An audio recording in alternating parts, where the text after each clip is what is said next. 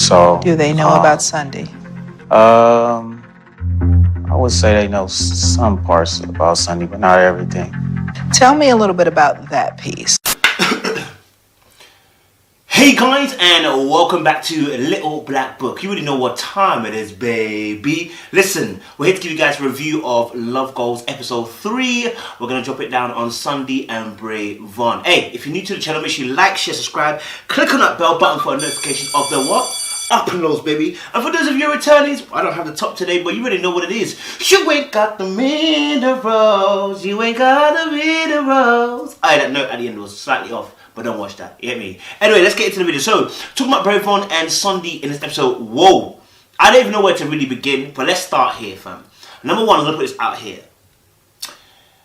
Both these people are accountable in the sense of Sundy knew what it was when she got into the situation, that he had other chicks on the side, and he also knew that this process getting to this point will eventually come to a head where he would need to release one of these girls, eventually, at least. So I believe both parties are very much accountable. Here's my thing though. In regards to obviously Sundy and Breyon, I really just think to myself, like, this is where we need to hold men accountable. I'm so sorry. Listen, no matter how honest you are about the situation, yeah, when you know that this person is feeling you in a certain way, you've got two choices. Either you duck it, break it, yeah, or you continue onwards and cause heartbreak, yeah? But when you cause heartbreak, you can't turn around and say you didn't know you was heartbreaking people. Do you get what I'm saying?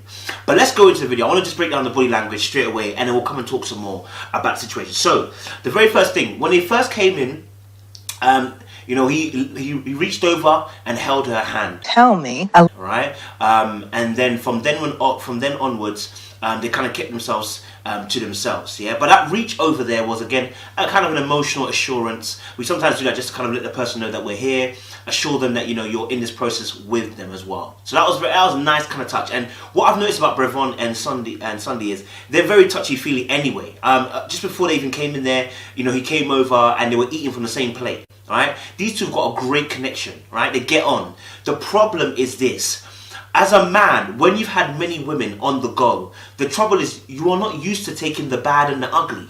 You only take the good.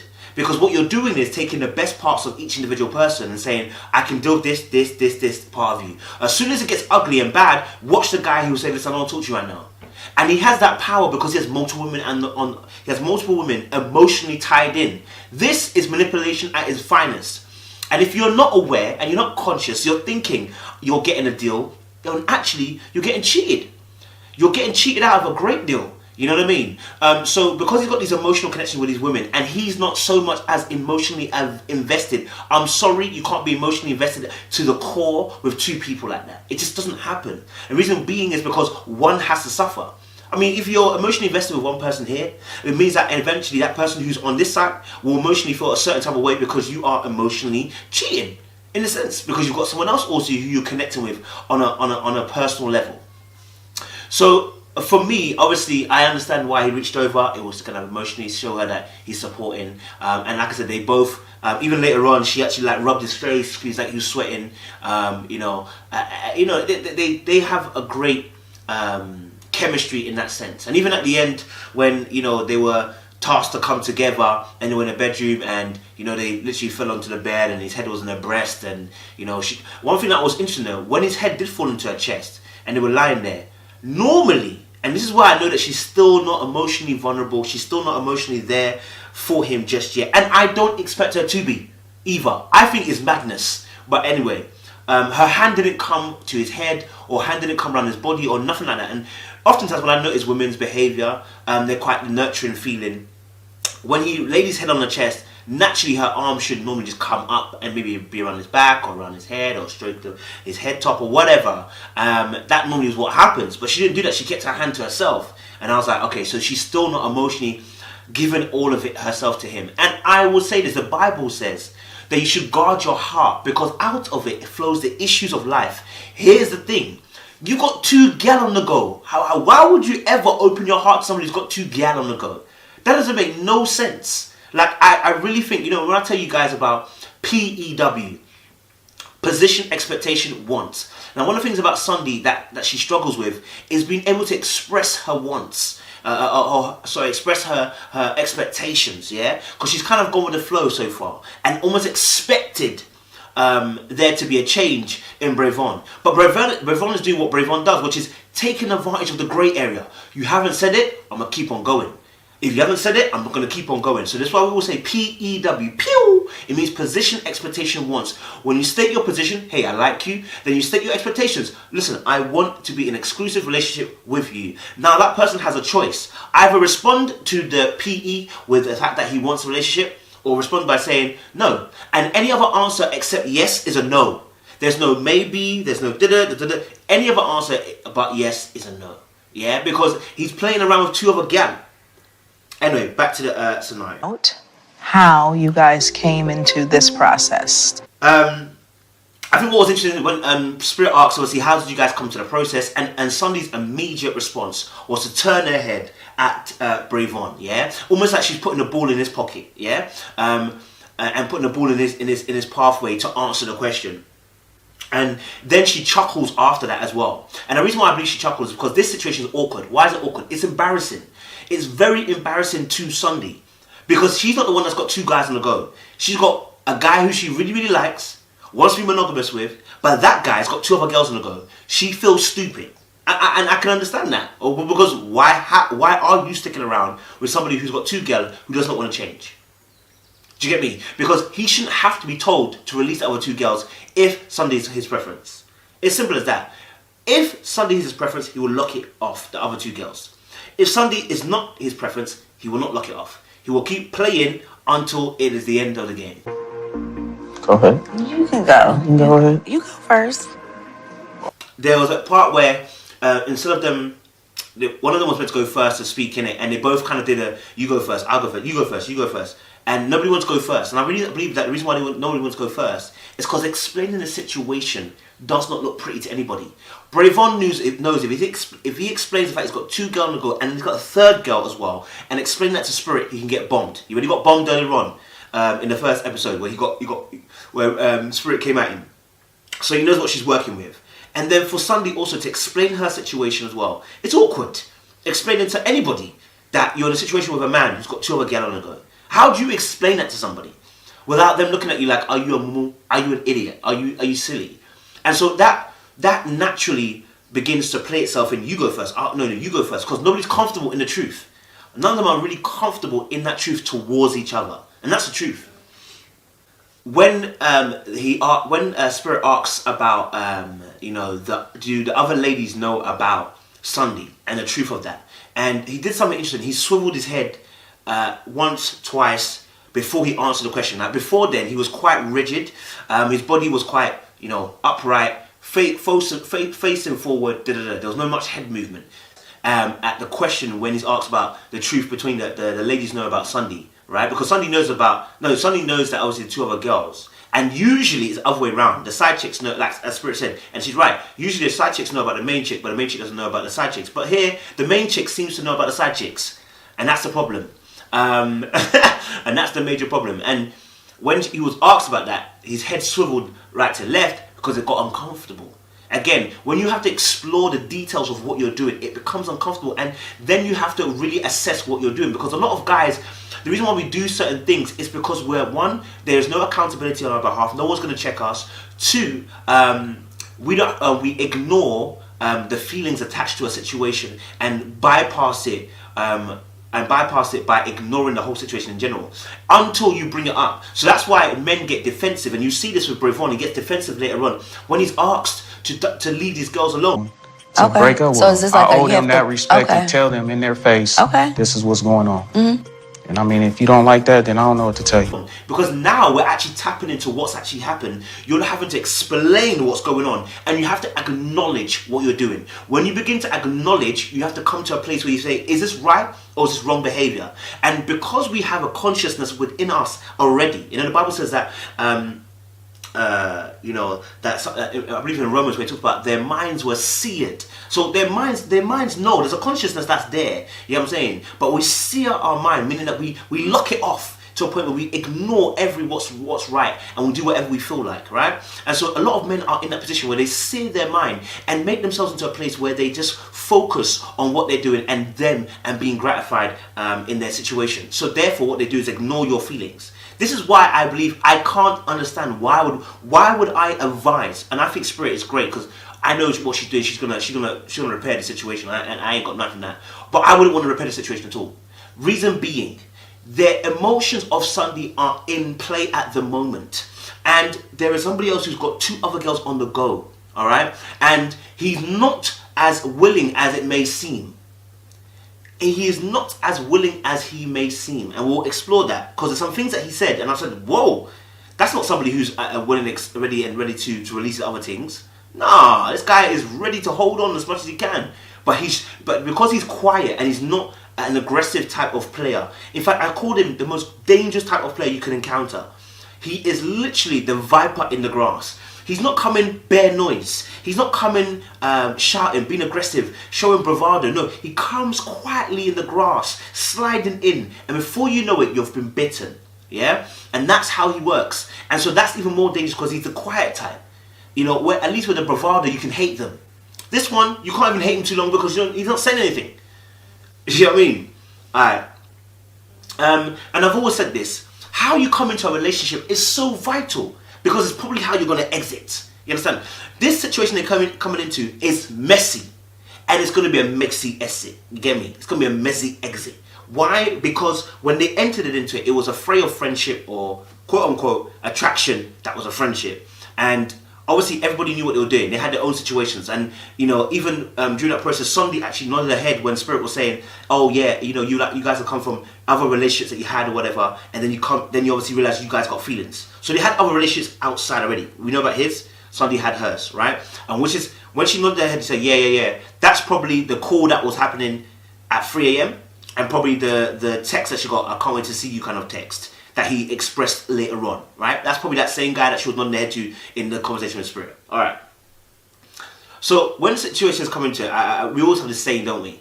That how you get them is how you lose them, right? And there's an element of so much truth in this. Oftentimes when you steal a girl or steal a guy, oftentimes either you get stolen or they'll get stolen from you.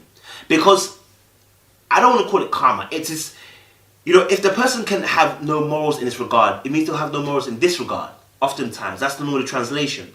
And so, with their messy situation they came into, it's going to end up being messy. He came into it, was honest about the girls that he was with, and you accepted that. And this is the problem with Sundy at the moment. You accepted conditions, yeah, which were not conducive for you.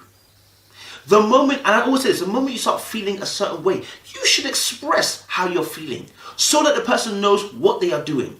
The moment you become quiet, you become, the moment you don't open your mouth and you become silent, you're consenting to what's happening. You know, and then you expect the person to, like she said, read your mind. No, they know what's going on. No, Breyon knew what's going on, but he's not going to change. Why should he? There's no incentive to change. There's no incentive to leave those kind of guys. And look, most guys who really like you would have left those girls alone, right? But the trouble is, yeah, I don't think he likes Sundy as much as people think he does.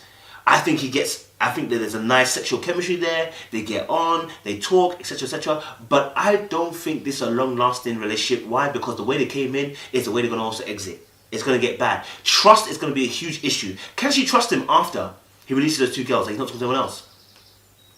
Can she trust him that he couldn't release his girls himself? That now they're in a position that he will be faithful. That's another scenario. That trust is going to have to be stretched in this relationship. Can she trust him in the long run? Forget it, he quits those 2 girls, but can she trust him in the long run without that there's going to be other girls?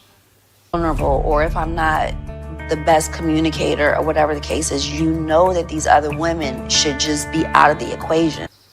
And then, you know, somebody said something which was really interesting. She said, obviously, but you know, these other girls should have been out of the equation. And by the fact that she said, you know, these girls should have been out of the equation, and didn't actually say, I told you these girls need to be out of the equation, is saying a lot. It means that probably more than likely she's never overtly come out rightly and said, look, I want to be exclusive and this relationship needs to dead it. Yeah? She's never overtly said that. And you see, when you expect something to happen, when you have expectations which are not voiced, then you're going to get someone into trouble. Because that person doesn't know what expectations are. And in relationships, this happens quite a lot. We have expectations of our partner, but we've never expressed them. And when they don't do what we expect, we get hurt. And then it turns into an argument. And then we're arguing over something, over an expectation, which was never expressed. And then we don't ever express the fact there's an expectation. We say, well, how come you didn't do this? And the person's like, well, I didn't know we were meant to do this.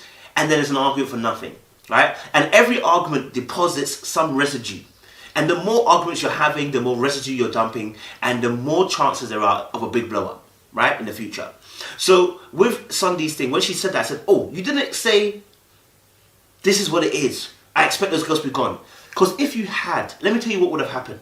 If she expressed and said to him, listen, look, those two girls need to go, or I am going. We wouldn't even be here. We shouldn't even be here. They should not be here. Why? Because it is a simple thing. Go, stay, tell those two girls you're no longer interested, or I go. Like Toyota. Simple.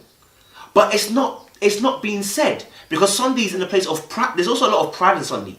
I mean, I think the pride also is the fact that she feels maybe stupid for being enveloped in this situation and allowing it to go on for so long. How long have we talked for? Gonna make sure. Let's go. Came into the situation the way we did, and everything was laid on the table. So it's like, oh, okay, well, you know, I have this girl over here and I have this girl, and I'm not complaining about it. Yeah, I feel like she feels like she's probably been stupid in the fact that she's allowed the situation to go on for so long, and she's enveloped in it, and she's obviously developed emotions in it as well. And therefore now it gets to a point where, yes, she agreed, and I think this is the thing, yes, she agreed to the point.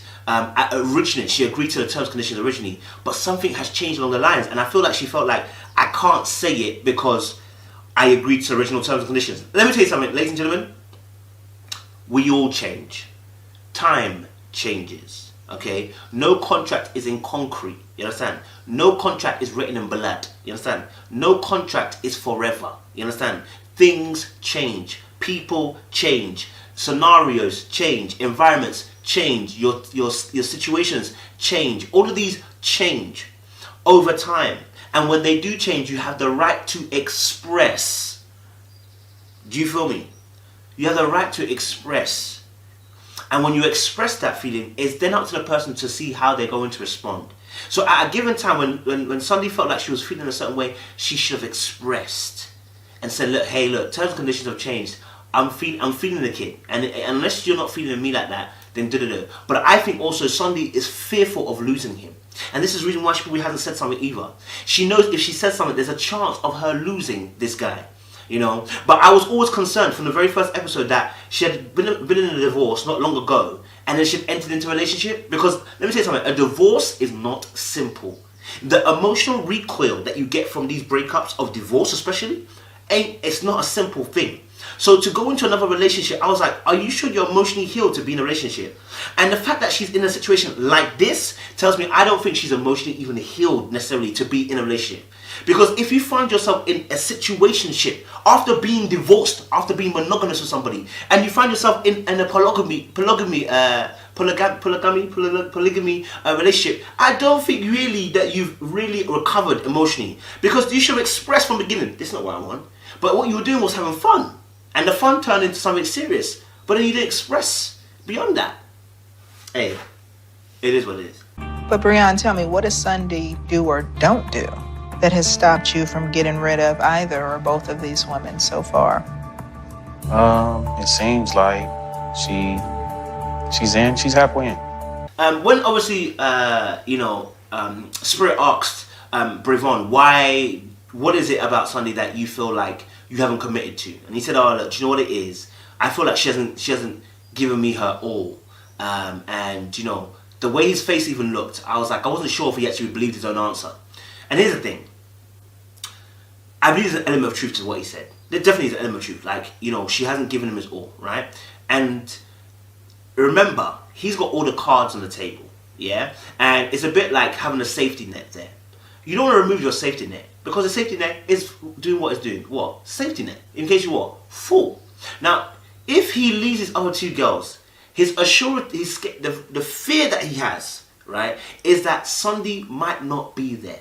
and that Sunday might not be the girl that he's going to have a long-term relationship with. So therefore, it's not worth quitting those other two girls. A few years, but now I'm just like, man, I'm tired of it. So that's why I'm like, I'm trying to settle down. But now I'm starting to think like, am I making the wrong mistake? Because if I quit those other two girls and I go with Sunday and it breaks up in 2 months, I've lost out on those other two girls and I may not be able to go back. And so for him, it's a fear of the fact that if this doesn't work, it's not really about the fact that Sunday hasn't expressed her wholeheartedly feelings, but that's also part of it, because that will then ensure that, okay, she's locked in. Do you see how selfish this is? This is why I said I cannot advocate for this relationship. Because all it is Brevon's ego trying to lock in somebody so that if anything goes wrong, he's got someone to rest his head. That's why I said I cannot advocate for this relationship. It should be cut now. It should be cut now. And then Sunday goes off about her business, go in, recover, and if they come back in a few months' time, fantastic. But there needs to be a recovery period. You know, this is not an appropriate relationship at all. She's in, she's halfway in. 1 foot in, 1 foot out. And then even when he was expressing his opinion about how he felt that, you know, she hadn't been all in, etc., etc., her face was like, she started squinting and her head tilted as well at the same time. That little movement told us everything we need to know. She doesn't believe what he's saying. She doesn't agree with what he's saying. Which we later on find out that obviously, you know, she finds it very difficult to be able to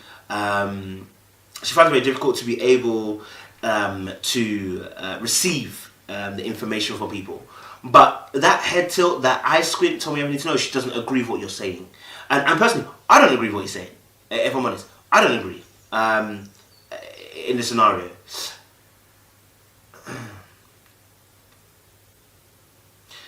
He said obviously he feels that, you know, Sunday is defensive and, you know, unable to be emotionally available. He's saying, I haven't gotten the reassurance from her. Sunday is unable to fully give us a full expression range of how she feels. One, because obviously, like I said, the fear of committing and him not being committed. Two, also because I guess past pains and trauma, and that plays a big part in her not being emotionally available. Here's my thing. My thing is obviously that, you know, this defensiveness as well is coming from a place, like I said, of the fear. And that, you know, sometimes when you fear something happening, and I think this is trauma, because you come, like I said, coming out of a divorce, yeah, then you are going to more than likely be on a defensive note because you've already been hurt drastically by divorce. The divorces are not simple. They are the tearing of two who were one before. Do you understand? So there's going to be some repercussions to that tearing into half, back into the individual persons. And that defensiveness is to defend yourself so that you don't find yourself in that same position. And so I understand what Breyon is saying in the sense of that he doesn't get that energy. And even when he was saying it, you know, you could see the defensiveness in Sunday. The fact that, you know, her body tensed up, you know, and she was like, oh my God, no, I haven't done anything. Like, she started chuckling and, you know, all the defense mechanisms to kind of be like, it's not me. I'm not to blame. I'm not defensive. But actually she was. She was quite dismissive of his point when he was making it. Whether she agreed or not, she was dismissive. And, you know, is that you are emotionally closed in a lot of ways. You're buttoned up. Now, here's a part where I said to you guys that I didn't believe Breyon. Really wants to lock it off with these other two girls. Because, like I said, if he wanted to, he would have done it already. Yeah? When guy knows what he wants, he goes after it. Let's just not play. He asked Adam in the Garden of Eden, bruv. Nobody told him to name Eve. And as soon as he saw Eve, he said, bone of my bone, flesh of my flesh. Alright, cool. Now, here's the thing. The part where obviously Sunday, you know, said obviously like I want you know these girls to kind of go basically, and he said, look, nobody's gonna dictate to me, nobody's gonna tell me what to do. You know, I would basically do it in my own time, my own pace. And for me, that was good defense. That was bad. I mean, I wouldn't say good, bad, whatever you want to call it. That was defensive energy 101. And not only that, that was pride, and that is what I said about this thing. Him saying that I'm gonna do it whenever I want to do it is letting you know that he does not want to lose control. Remember I told you about relationships are control and power. But nobody's going to dictate and tell me how I need to break up with somebody. In this relationship, he has all the control. Because he has the cards. He has the other two girls. If Sunday messes up now, she knows he can go to other two girls. There's not much room for mistakes when it comes to Sundy. For him, he can do what he wants. He knows he can do whatever he wants. Because at the end of the day, there's other two girls waiting for him. And so when you see that energy where he says, I'm not going to be pushed, I'll do whenever I want to do it. This is not a sign of somebody who wants to put Sundy first. This is not a sign of somebody who wants to put the girl sitting in front of him first. No, this is a sign of somebody who's prideful. And that's why I said, don't let that quiet exterior fool you. Don't let it fool you. Pride exists in all of us. You know? And so that behavior showed me straight away that, hey, this guy, he's a dangerous player. And then he went on to say, oh, if you don't like it, then I don't know what to tell you. Basically, he said that he's going to do when he wants to do it. And he said, if you don't like it, get over it. Now, why can he say that? Again, because he holds all the cards. That's why he's able to say that. And that is why Sundy had to even keep her mouth shut. You know what I'm saying? Because you can't say nothing. Because he's holding all the cards. Now, her only power, remember I told you guys about the only power that you have in these situations is to walk away. That's the power that you have. You trying to wrestle him into a situation or position to dump these other two girls when he should have done it anyway is never a good position to be in. Never. And then, you know, when she has to address the fact that, you know, get into her emotions to express what will happen if he leaves his two girls, you know, she does sound disingenuous. But it's because that she's fearful, again, of expressing vulnerability. If she expresses it, she can get hurt. So she doesn't want to express it, right? And so something that she does to make herself feel a bit better when she's saying it, she starts fiddling with her dress, like, as she's talking, and lifts her head as she's saying it. That let me know she was uncomfortable with it. These situations that you're involved in, we're going to move forward and enjoy life and love each other. We can live and be happily ever after, like that. To be vulnerable, and that was her way of almost deflecting the energy that she felt, the nervous energy, and the fact that she's having to tap into her emotional sphere of things. So for me, I just seeing that, I said, this girl is really trying hard to keep everything bottled in. Came into this relationship, you already knew like what I had going on, and you accepted it. What kind of also brought me to a certain point was that Breyon said something which was really interesting. He said, obviously, look, when I came to the situation, like, you knew my position. You knew I had a situation with two girls.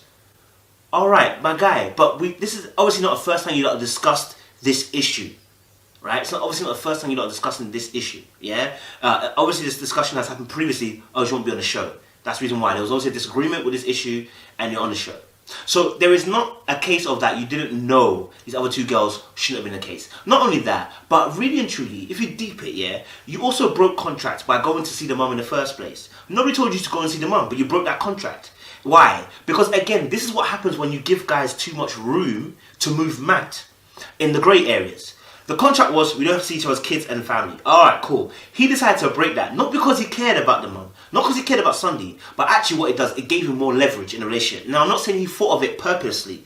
I'm not saying he consciously did it. Because a lot of these actions are unconscious behaviors that are conscious. Meaning that you kind of know what you're doing, but you don't fully know the impactation of what you're doing.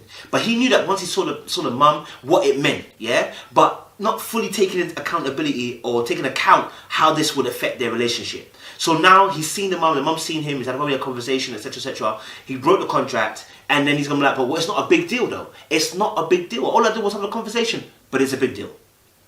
Came into this relationship, you already knew like what I had going on, and you accepted it.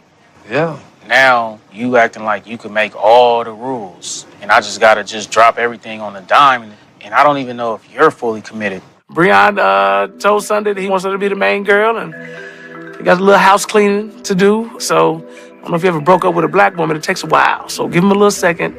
I think they'll be all right. With me, I just ain't trying to go through all that again. Like, I've done all that. Like, I don't even want to be like trying to date mad different females and this and that. Oh, nah, man. This is tiresome. I've been doing that for the past few years. But now I'm just like, man, I'm tired of it. So that's why I'm like, I'm trying to settle down. But now I'm starting to think like, am I making the wrong mistake? See, the problem with guys don't understand, and women, but now Breyon is put in a position where he has explaining to do to everybody. And that's not easy. And now that's wearing heavy on him. Obviously, later on, when he was talking to the guy, talking to Benzino, he's talking about how, Sundy knew what it was when she was coming in, etc., etc., etc. And obviously Benzino, quite correctly expressed, I think, what I was thinking, which is that, the fear from a lot of guys when they're playing many women is this. It's not even getting caught. It's the explanation. That's what I said, because if you explain, you have to search yourself and you have to look into yourself and say, hey, this behavior, I don't know why I did that, or why I did that. I have to explain I have to then be open and honest about why I did what I did. And that's scary for a lot of guys. Why? Because a lot of them do not search themselves to find out why they did what they did. And a lot of them do not want to be open and honest with themselves of what's good behavior and what's bad behavior. Because nobody wants to consider themselves being a bad person. But we do bad things, right? And so when a guy has to face himself or face somebody else and express and explain, he then has to face himself. And that's the tricky part. Facing yourself means explaining why the frick was I moving mad. Then obviously was the situation amongst the group where there was an argument about the car situation. Now, I genuinely believe the car wasn't his. The way he answered the question when she asked him, he took he took at least a few seconds and then said, yes, it's my car. And I was like, that doesn't sound very confident. If it's your car, you can say, listen, it's my car, I bought this car, this, that. You just give her straight facts, yeah? And he didn't. So it's probably one of these girls' cars. So he's not just a player, he's also one of those guys that are taking things from girls as well. Fam, that's mad. I know a couple of them guys and they move goonish, you understand? And the reason why they do that is because, again, it's all about self. It's all about what they want to feel. They want to feel empowered. They want to feel like a girl loves them. They want to have that control because it makes them feel in control. You understand? So the car situation is a big situation. Like, you know what I'm saying? And then what happened was so interesting. The way that Breyon, although he's quiet, as they say, he's not quiet. Watch his movements, because after that, he was standing up and he did something which we call the bravado. I call it the bravado stance. Yeah? Where's that white car? Excuse me, that everybody. Told you Where is it? In It's my in your garage. Yeah? When you're standing on the street corner, yeah? When you're on the man there, about to throw dice. And we're about to throw dice. And he stood there, shoulders back, arms interlocked below by his waist, you know what I'm saying? And just looking like, yeah, what? Like, do you know what it is? You know what I'm saying? And then when you see that behavior, at that point, the reason why is because he felt like Sundy was coming at him in public. And he's got an ego, which is that he's not going to allow that to sit. So all this, I'm quiet. No, you showed your tail. You showed your tail what it really is. You're just as bad as he is. You showed your tail. You're not as quiet as a boy saying that he's quiet. He's not. You know what I'm saying? He's just, that's just the way his nature is. But he showed the bravado when he stood there and said, what, you jealous of these girls? You jealous of these? Why are you saying, oh, you jealous of these? Of course she's jealous of these girls. Because she wants you alone. What do you mean, cuz? You know what I'm saying? These are all hot points that express to us that Breyon knows exactly what he's doing. So all of this chat about, I didn't know I hurt you, I didn't know I was trying to hurt you, you know exactly what you're doing. You cannot be omitted of those things. You know exactly what you're doing. Something interesting happened as well. During the group therapy, he said something when they were going back and forth. And I'm not sure why Benzino was so heavily invested. I didn't feel like he needed to be. Not because it just wasn't the time. Because also as well, if you're going to be invested, invest and speak with a balance. Regardless of what the person did to you, speak with a balance. I heftily agree, and I said this, Sunday has been in everybody's business, giving everybody advice. And that naturally is going to come back onto you. But with Brevon's situation, it set off all the boys, because even Teresa's man was like, look, when we say something, you guys, this is how you guys act. And it's like, no, when you guys are taking a piss, that's how they act. Do you understand? Like, when you're not able to communicate effectively and you're not able to comprehend someone else's point, yes, you're going to get a reaction from women. Not only that, but he said something, Breyon said something very interesting. He said, listen, when she was trying to tell him, stand up, I'm not your puppy, he said. And I think that is one of the dynamics, I think that is going to be an issue for him. And this is the reason why a lot of guys have these babes around. It's because it equalizes the table. If they feel like a girl's going to try and run them, I can't let you run me. So if I have these other girls, you can never run me. Why? Because listen, I can talk to you anyhow. And listen, you know and I know I could be gone at any moment. That gives me a level of power. So regardless how you speak, are you chatting trash? Alright, cool, isn't it? I don't give a flip. I'm gone anyway. And you know that when he says he's gone, he's going to another girl's house. So that puts a fear in you. Do you understand? And then that makes you act in the way that we're seeing Sunday act, which is a fear of loss. That fear of loss is making you scared. Now it's making you unemotional. It's making you unable to open up. It's making you want to fight him. It's making you want to cuss him. It's making you want to say all sorts of things. I ain't your puppet. You know, this is going back from our earlier discussion. And then after he said, obviously, I'm not a puppy, you should watch the way her face twisted and contorted. There was even a little slight smile, almost like she got put in place, innit? She got put in her place, and she's like, whoa, okay, that I didn't know we were doing that. You know what I'm saying? I wasn't ready for that. Almost like she enjoyed it, but didn't enjoy it. Do you know what I mean? It was just a bit weird that when she did it. Just to wrap it up, I really believe that obviously, yes, this can be rectified, but I personally would not rectify it. I really would ask them to be separated, come back maybe in a few months' time when things have settled down, because at this moment, I just don't believe Breyon is really going to... I believe he can lock off these 2 girls, but there may be another 2 girls later on. Because the forced to kind of kill off these other 2 girls is letting you know more about what he feels about Sundy than him locking off these 2 girls. The fact that he hasn't done it already is a red flag. You understand? And so sometimes, look, people, don't put yourself in a situation. Don't allow yourself to be in such a situation. You want something. Position, expectation, want. P-E-W. Position. I like you. Expectation from that. I want a relationship. And now they have to say what they want. If they don't say yes, it's no. It's simple as. They don't want it. Do you get me? So yeah, guys, make sure you stay locked, stay loaded. Appreciate you guys. And yeah, we're out here. Bye. B. Listen, love goes. Yeah. Alright.